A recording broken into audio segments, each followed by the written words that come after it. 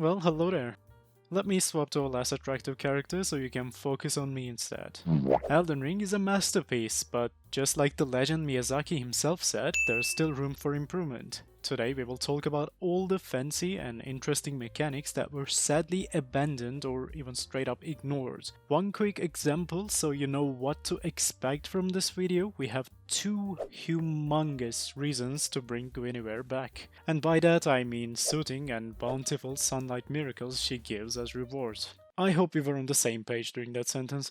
Okay, never mind, hit the fancy like button and let's get to the video. Covenants were not the most impactful or well-designed mechanic in the previous Souls games, but we had everything, man. We had cats as Covenant leaders. We just didn't realize what we had until it was gone. Oh well, removing them rather than improving the system is a massive misstep if you ask me. Now the main reason why Covenants may have been abandoned is probably related to matchmaking. Covenants are mostly an online play system. You have certain Covenants for invading other players, you have Covenants for defending or helping other players. As you can imagine, when the player base starts leaving the game, Covenants are the first mechanic to get hit by the lack of matchmaking. If you can't join other players, you can't progress your Covenants. Some Covenants ask you to defeat 100 players so that you can get a fancy armor set. But of course, it is a problem if there aren't 100 players actively playing in that small area your Covenant is tied to. Dark Souls 3 was already working on this issue to make Covenants more compatible with offline play. There were ways to farm Covenant items without ever invading another player, but of course it wasn't perfect. Farming was too grindy and repetitive. The time you would spend on farming Darkmoon Blade was probably twice the length Ubisoft spends on developing games.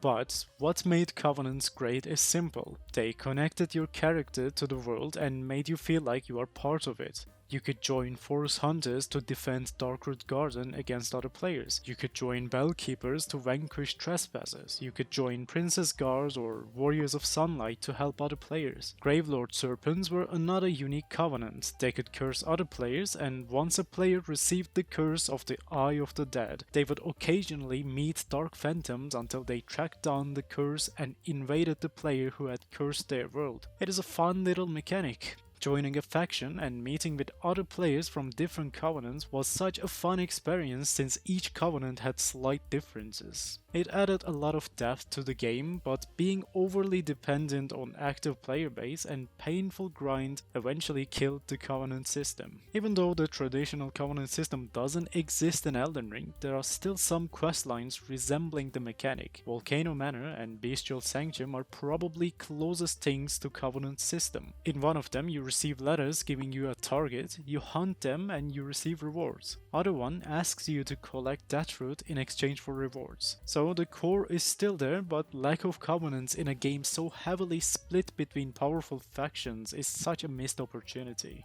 I believe a well-balanced PvE and PvP hybrid covenant system would make Elden Ring infinitely better. So, fingers crossed, I hope it makes a comeback in the next title. Right now, in Elden Ring, the only way of fighting a boss again is going to a new game plus cycle or starting a fresh save. But if you want to refight the endgame bosses, this can get quite annoying. You would have to play the entire game just to fight Elden Beast one more time. But of course, there are ways to work around it if you are on glorious PC. I record these boss fights at least once a week for my videos, so you can picture how tedious the process of going through the entire game would be. There are quick ways to refight bosses. The first one, and the least practical one, is having save backups. But having 100 different save backups isn't the best option. Also, I should include, even though reverting save file is not bannable, From Software is actively against importing save files. So, it is an inconvenient alternative that isn't approved by the developers for some reason. And the second way, which is also the tool I use to resurrect bosses, is using cheat tables. You mark the tick and you respawn them as many times as you want. It resurrects most bosses with some exceptions, but it is still not a great way of resurrecting bosses since you need to rely on third-party software. You can't, and even if you could, you shouldn't play the game online with this method, and on top of that, if you swap the wrong world flag, too bad, you are banned for like half a year. So, do I ask too much when I request a mechanic that would let me challenge bosses as many times as I want without going through an entire playthrough every time?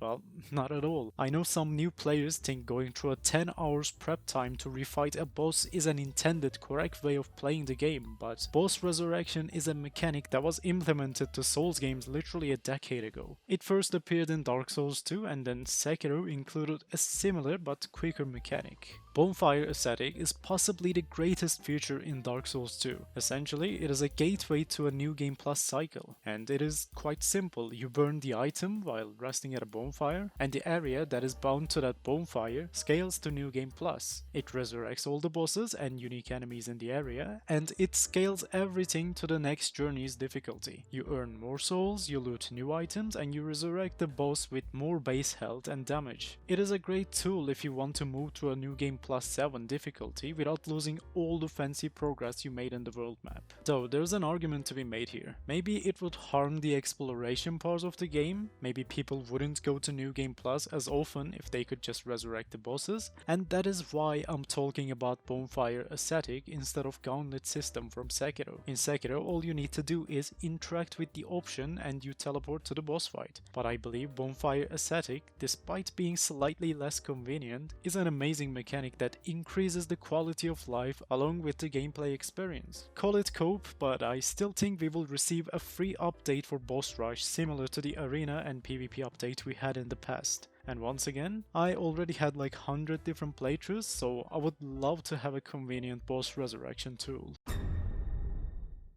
Here's a quick throwback to Dark Souls 1 and 3. In those games you could cut or break certain boss parts to slightly alter the fight. In Dark Souls 1 you can cut the tail of Gaping Dragon, Seed and Sanctuary Guardian. Mainly you get a unique weapon by cutting the tail, but of course we have a much more convenient way of obtaining boss items now. The part I enjoyed is not the unique weapon drops, but how you could alter the boss fight by breaking parts. When you cut Sanctuary Guardian's tail, it can no longer poison you. Gaping Dragon and Seed can no longer hit you with swipe attacks. Similarly, in Dark Souls 3, you can break Stray Demon's legs. It will fall down and lose half of its moveset, and you will actively experience bosses going weaker as they suffer more and more damage. Of course, I would never want this to be the standard for every boss, but having one or two encounters where you can injure bosses, alter their moveset, and obtain a unique reward would be a fresh experience. It is such a fun little mechanic that adds a bit of depth to the boss fights. With some visual overhaul and improvements, I see no reason not to include it in the next title. Souls PvP peaked in Dark Souls 2. It was mostly well balanced, most spells, miracles, pyromancies were viable, armor upgrade system allowed anyone to use any armor they want without losing too much resistance. Overall, it was a well balanced, fun experience. And then Dark Souls 3 came out and kinda ruined the spell system in PvP. Sorcerers and pyromancers only needed 2 or maybe 3 spells at best, because other than a handful of spells, everything else was straight up useless. But here's the thing Dark Souls 3 did so well that to this day, game still has one of the most active PvP communities in the franchise. Dark Souls 3 had items increasing the online player limit to 6 people, which meant at any given time you could have 3 friendlies and 2 invaders in your world. It allowed some fighting clubs near popular bonfires, and it perfectly balanced invasions against gang squads. Compared to Elden Ring's 4-player limit, where the default scenario is almost always a 3 versus 1, Dark Souls 3 co-op was more unpredictable and fun. 6-player limit without a doubt works the best for online play in Souls games, and I believe it needs to make a comeback.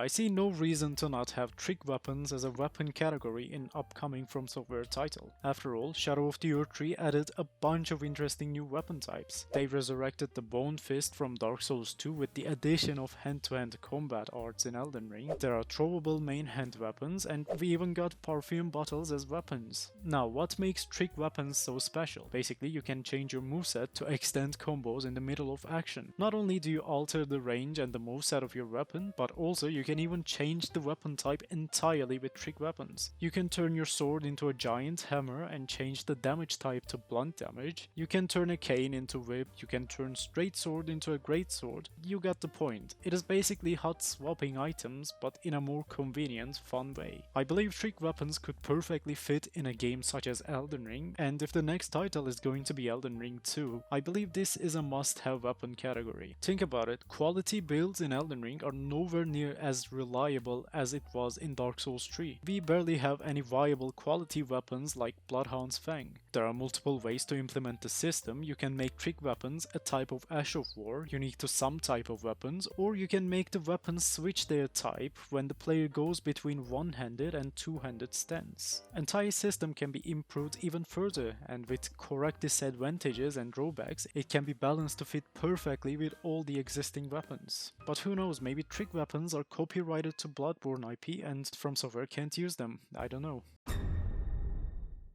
I was never a fan of magic-oriented builds when I was playing Souls games back then. At best, I would only use some buffs and melee spells, but that was it. I didn't make use of some fun builds revolving around the weapon skills of staves, chimes, talismans in Dark Souls 3. Elden Ring of course has weapon skills for staves. There is spinning weapon, and then there's you can bonk people, then that's it. Now, Dark Souls 3's talisman and staff weapon arts were also bad. 90% of them gave a flat damage boost, and there were some exceptions with weapon arts giving you infinite poise or giving you a brand new attack. Obviously, stuffed weapon arts are now passive bonuses for different staves in Elden Ring, but removing weapon arts entirely is a missed opportunity in my opinion. It is a mechanic that should come back and should be improved. There can be new weapon arts that are adding different elements and damage types to spells, like if you remember Calamite from Dark Souls 1, his flame attacks have dark infusion inside. Because of the dark, his flames also do physical damage. I think this can be implemented to staves and seals, like have a frenzy stuff. When you use the weapon art, let it infuse your sorceries to inflict madness for a short while or something. It can be definitely improved, and it can make some really complex, fun spell system.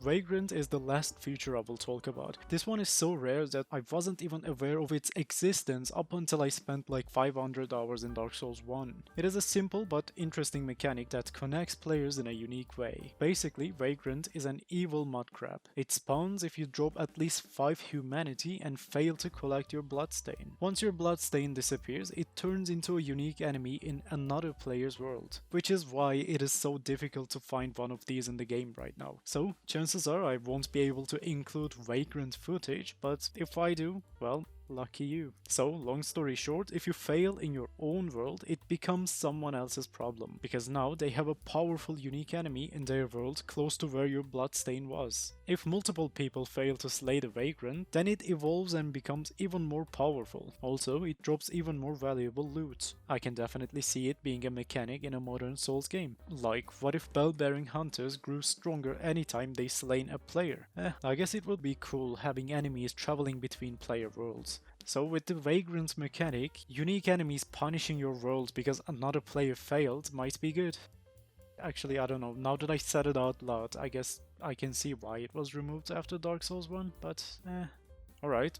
This should do it for today. I'm incredibly lazy to set up members or Patreon for the channel, so if you enjoyed the video and if you want to support me, you can go ahead and watch another one of my videos. You can check this, that, I don't know why they're so popular, but anyways, go watch something on the channel. See ya, bye.